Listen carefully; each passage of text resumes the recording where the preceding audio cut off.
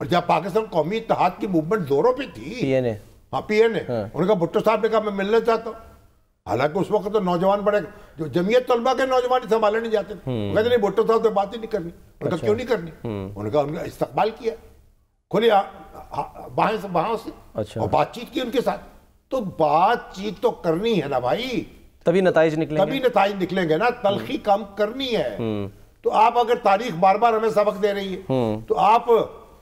تو ہمارے اب حافظ نعیم الرحمن صاحب کہہ رہے ہیں ہم جناب بلدیاتی قانون جو ہے ہمیں منظور نہیں ہے، اس کے خلاف ہم تو دھرنے دیں گے اس کے خلاف، اور یہ جو ہے یہ کیا ہے،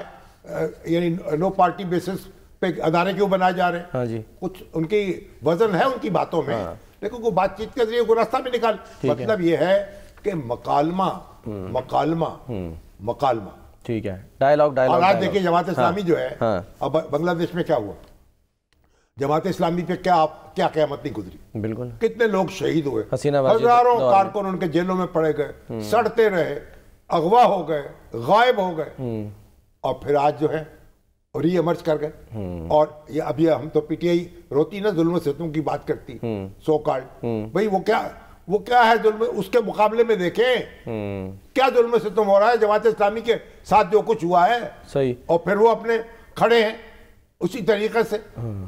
تو سیاسی جماعتیں ہیں، سیاسی رہنما کھڑے ہوتے ہیں، آج وہاں کیا ہوا ہے، عثمان ہادی جو ہے، ہاں جی، ان کو شہید نوجوان طالب علم رہنما جو ہے تحریک کا، وہ شہید کر دیا گیا، اس کو بہت بڑا جنازہ ہوا ہے، پورا تاریخ کا سب سے بڑا جنازہ، ہاں جی، اور لاکھوں افراد، اور پھر انہوں نے کیا کیا، انہوں نے تہس نہس کر دیا، مجیب الرحمان کے گھر پہ جا کے حملہ کر دیا، اور دوسری اب مشکل ہو گئی، اور بھارت کے لیے مشکل ہو گئی، اب بھارت یہ کہہ رہا ہے کہ بھئی ہمارے ساتھ سے نکل رہا ہے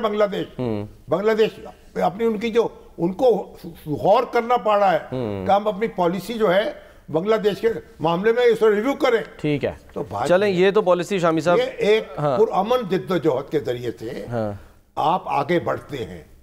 آپ گالی کا جواب گالی سے نہیں دیتے، اینٹ کا جواب آپ اینٹ سے نہیں دیتے، پتھر کا جواب آپ پتھر سے نہیں دیتے، ہم کو دن رات پڑھتے نا سلام بھیجتے ہیں، سلام اس پر کہ جس نے بادشاہی میں فقیری کی، سلام اس پر کہ جس نے گالیاں کھا کر دعائیں دی، سلام اس پر ہے، اندازہ لگائیں،